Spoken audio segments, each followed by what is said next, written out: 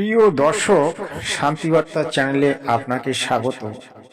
আজকের যে মূল বিষয়টি অত্যন্ত তাৎপর্যের সঙ্গে এবং তত্ত্বের একটা আসর নিয়ে এই ভিডিওটি তৈরি হবে।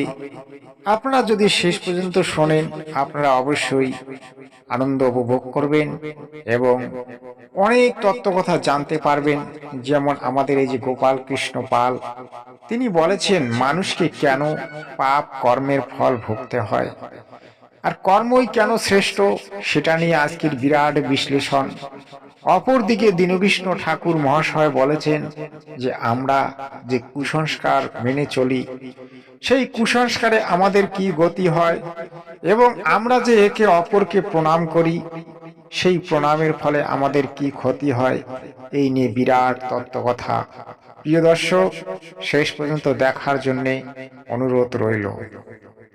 পাইয়া মনুষ্য জন্ম জীব যদি করে পশু কর্ম, পশু জনি হইবে নিশ্চয়। জন্মিয়া এই চরাচরে যে যেমন কর্ম করে, কর্ম অনুযায়ী ফল তারে লইতে হয়। রানীমা সারা জীবন ধরে উচ্ছে গাছ লাগিয়ে মরার সময় আম চাইলে পাওয়া যায় না, আমি নিতে হয়, উচ্ছে নিতে হয়। পাপ করলে রাশি রাশি ভোগ করে না মাসি পিসি। তোমার পাপের ফলের বোঝা তোমাকে নিতে হবে, অন্য কেউ নেবে না। দর্শক, আপনারা অনেকেই রত্নাকর দস্যুর কাহিনী শুনেছেন। রত্নাকর দস্যু দিনের বেলা ডাকাতি করতেন, মানুষকে হত্যা করতেন। একদিন ব্রহ্মা এবং নারদ তার কাছে আসলেন এবং তাকে বললেন, ভাই, তুমি যে আমাদেরকে হত্যা করবে, তো একবার আমরা আপনার কাছে একটা প্রশ্ন করতে চাই। তিনি তখন বললেন যে হ্যাঁ, করুন। তুমি যে এই পাপ কর্ম করে নিজের সংসার চালাচ্ছ, স্ত্রী পুত্র বাবা মাকে খাওয়াচ্ছ, তারা কি তোমার এই পাপগুলো নেবে? তখন রত্নাকর দস্যু বলেছিলেন, নিশ্চয়ই, কেন নেবে না? আমি যেহেতু তাদেরকে এই কর্মটা করে খাওয়াচ্ছি। তখন ওই ব্রহ্মা বললেন যে যাও, তুমি তোমার বাবা মাকে একবার জিজ্ঞাসা করে এসো। কিন্তু তার মনে সংশয় জাগলো যে তোমরা পালিয়ে যাবে। তখন ব্রহ্মা বলেছিলেন যে দেখো, আমরা পালাবো না, তুমি আমাদেরকে বেঁধে রেখে যাও। তখন রত্নাকর দস্যু তার বাবা মার কাছে গেলেন এবং তাদেরকে জিজ্ঞাসা করলেন যে আমি যে এই কর্ম করে তোমাদেরকে খাওয়াচ্ছি, তোমরা কি আমার পাপ কেউ গ্রহণ করবেন না? তখন তার বাবা মা বলেছিল, না, আমি যেমন তোমাকে ছোটবেলা থেকে খাইয়ে পড়িয়ে বড় করেছি, ঠিক তেমনি তোমারও দায়িত্ব বর্তমানে আমাকে খাওয়ানো পড়ানো, তাই আমি তোমার কোনো পাপ গ্রহণ করব না। তখন তিনি সেখান থেকে চলে গেলেন তার স্ত্রীর কাছে। স্ত্রীকে গিয়ে জিজ্ঞাসা করলেন যে হে পত্নী, তুমি কি আমার পাপ গ্রহণ করবে? স্ত্রী বললেন, না, আমি কেন তোমার পাপ গ্রহণ করব? তুমি যেদিন আমাকে বিবাহ করেছিলে সেদিন কি প্রতিজ্ঞা করেছিলে? তুমি আমার ভরণ পোষণের দায়িত্ব নিয়ে আমাকে এই সংসারে নিয়ে এসেছিলে, তো আমি কেন তোমার পাপ গ্রহণ করব? তোমার ভরণ পোষণ দেওয়ার দায়িত্ব তুমি নিয়েছো এবং ভরণ পোষণ যে আমাকে দিতে হবে সেটা তুমি প্রতিজ্ঞাবদ্ধ হয়েছ, যার জন্য আমি তোমার পাপ গ্রহণ করব না। তাই প্রিয় দর্শক, এই গল্পের মাধ্যমে এটা বোঝানো হচ্ছে যে পাপ কাউকে ছাড়ে না এবং নিজেই নিজের পাপ ভোগ করতে হয়। মাসি পিসি কাকা খুড়ো বাবা মা কেউ কারো পাপ নেয় না। যারা আজকে সমাজের মধ্যে বলছে যে স্বামী স্ত্রী একসঙ্গে কর্ম করলে একই ফল পাবে এবং স্বামী স্ত্রীর পাপ একই সময় চলে, বা স্ত্রী স্বামীর পাপ নেয়, স্বামী স্ত্রীর পাপ নেয়, এগুলো ভুল। তাই প্রিয় দর্শক, বুঝতে হবে কর্মহি শ্রেষ্ঠ, কর্মহি ধর্ম, কর্মহি বুদ্ধি এবং কর্ম অনুসারেই আপনাকে ফল ভুগতে হবে। তারপরে আমি আসছি সেই মহান কীর্তনিয়া দীনকৃষ্ণ ঠাকুরের কথা কীর্তন নিয়ে। দর্শক শেষ পর্যন্ত দেখবেন। আমি চাই না তারা মাথা নোয়াক একটা গর্ধবের পায়ে। আমি তো ক্ষুদ্র প্রাণী, আমার কথাগুলো যদি সত্যি আপনাদের ভালো লেগে থাকে তাহলে জীবনকে পরিবর্তন করুন, দশাকে পরিবর্তন করুন। আমাকে প্রণাম করবেন না। আজকের কীর্তন শোনার পর থেকে বাড়িতে গিয়ে চেষ্টা করবেন আপনার ছেলেটা যেন দীনকৃষ্ণ ঠাকুর হয়। প্রেম সে হৃদয় গৌর হরিবল। আজকের একটা দীনকৃষ্ণ ঠাকুর পুরো ওয়ার্ল্ডে দাঁড়িয়ে ওদের চোখের ঘুম কেড়ে নিয়েছে। আর আপনাদের চেষ্টায় প্রত্যেক বাড়ি যদি একটা করে ঠাকুর তৈরি হয়, ওরা পারবে আপনার আমার আমার সমাজকে সর্বনাশ। প্রিয় দর্শক, একে অপরকে আমরা যে ভক্তি করি সেই ভক্তির কারণ কি এবং ভক্তি কেন করা যায় না সেটা নিয়ে আজকের বিস্তারিত তত্ত্বকথা আমি এই ভিডিওতে তুলে ধরব। জগৎগুরু তত্ত্বদর্শী সন্ত রামপাল মহারাজজিকে আপনারা দেখতে পাচ্ছেন। এই জগৎগুরু তত্ত্বদর্শী সন্ত রামপাল মহারাজজি তিনি বলেছিলেন যে দেখুন, আমরা সকলেই আত্মা। একে অপরকে আমরা যে প্রণাম করি, ঠিক এটার পরিণাম কি হয়? আমরা যেহেতু আত্মা, আমরা বরাবর, আমরা কেউ ছোট নই, কেউ বড় নই, আমরা সকলে কর্ম অনুসারে বড় হই। আমরা যাকে প্রণাম করব, সে যদি আমার বয়সে ছোট হয় অথবা সে যদি আমার বয়সে বড় হয়, এই প্রণামটা যে আমি করব, সেই প্রণামটা পরিণামটা কি হবে সেটা চিন্তা ভাবনা করতে হবে। তার জন্য শাস্ত্র কি বলছে দেখুন, একমাত্র পরমাত্মাই প্রণামের যোগ্য। একমাত্র যে আমাদেরকে সৃষ্টি করেছেন, যে আদি পিতা, যে পরম মাতা, যে পরম সৃষ্টিকর্তা, যে অখিল বিশ্ব ব্রহ্মাণ্ডের রচয়িতা, তিনিই একমাত্র প্রণামের যোগ্য, ভক্তির যোগ্য এবং পূজার যোগ্য। আমি যদি বলি যে এই যে ব্রহ্মা বিষ্ণু মহেশ্বর, এই ব্রহ্মা বিষ্ণু মহেশ্বরও ঠিক তেমনটা পূজার যোগ্য নয়। আমি কিন্তু ভক্তির কথা বলছি না, আমি শ্রদ্ধার কথা বলছি না।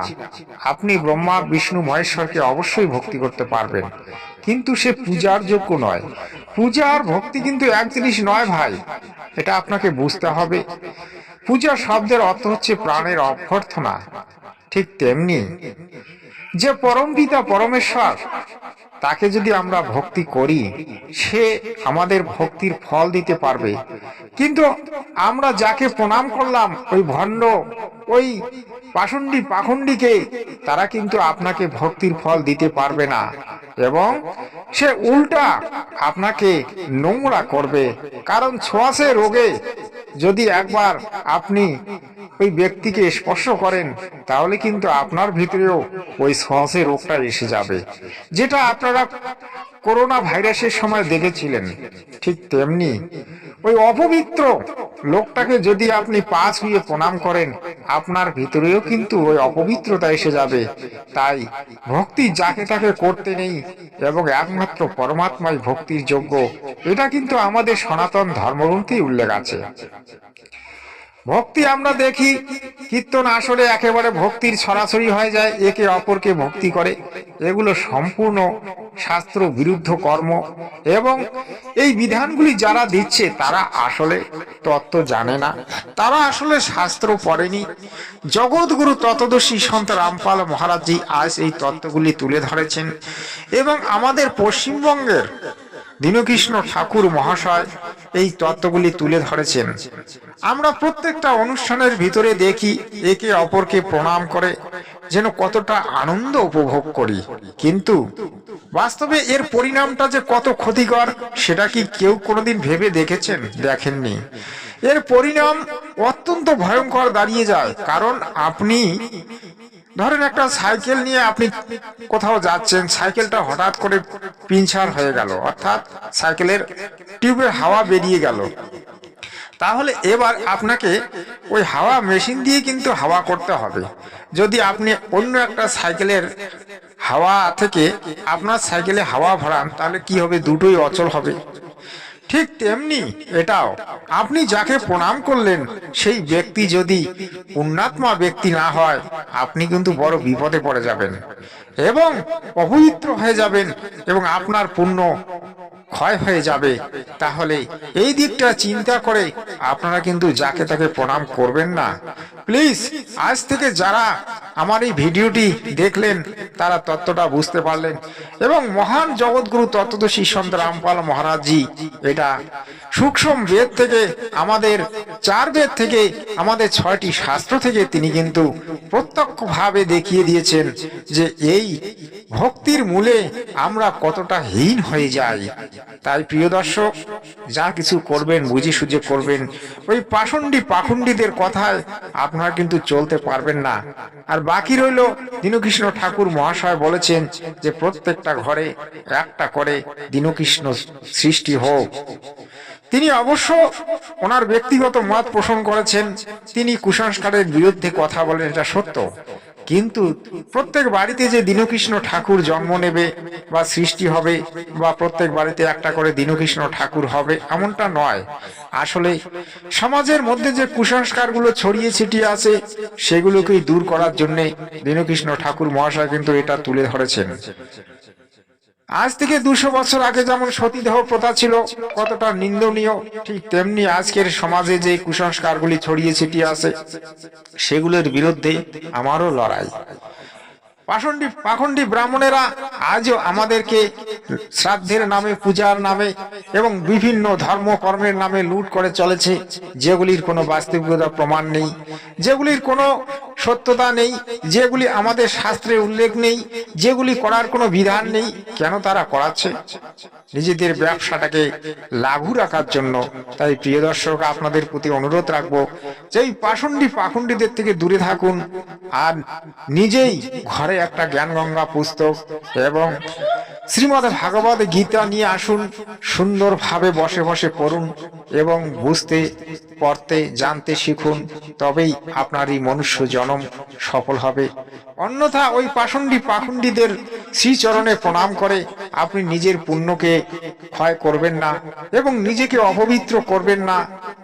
আর অপবিত্র যদি করেন তাহলে কিন্তু আপনি নরকে চলে যাবেন, অর্থাৎ 84 লাখ জুনিতে পরে যাবেন। তাহলে আর আপনার দোবারা মনুষ্য জন্ম হবে না, কারণ এই মনুষ্য জন্ম মেলে না বারংবার। তরবার সে পাত্তা টুট গিরে বহর লাগে না ডার। অর্থাৎ মনুষ্য জন্ম যদি একবার আপনি হারিয়ে ফেলেন তাহলে কিন্তু এই মনুষ্য জন্ম পেতে আপনাকে আরো কত না কোটি কোটি 84 লাখ জুনিতে ভ্রমণ করতে হবে, তারপরেই কিন্তু একবার আপনি মনুষ্য জন্ম পাবেন। তাই প্রিয় দর্শক, আজকের এই ভিডিওটার যে মূল উদ্দেশ্য ছিল, কর্মের ফল আমরা কেন ভোগ করি, পাপের ফল আমরা কেন ভোগ করি, এবং যাকে তাকে প্রণাম করলে আমাদের কি ক্ষয়ক্ষতি হয়, সেটা নিয়ে বিস্তারিত আলোচনা আপনারা শুনলেন। দেখুন, প্রত্যেকটা জিনিসের যদি সঠিকভাবে ব্যাখ্যা করা যায় তাহলে ভিডিওটা 2 ঘন্টা 3 ঘন্টা লেগে যাবে।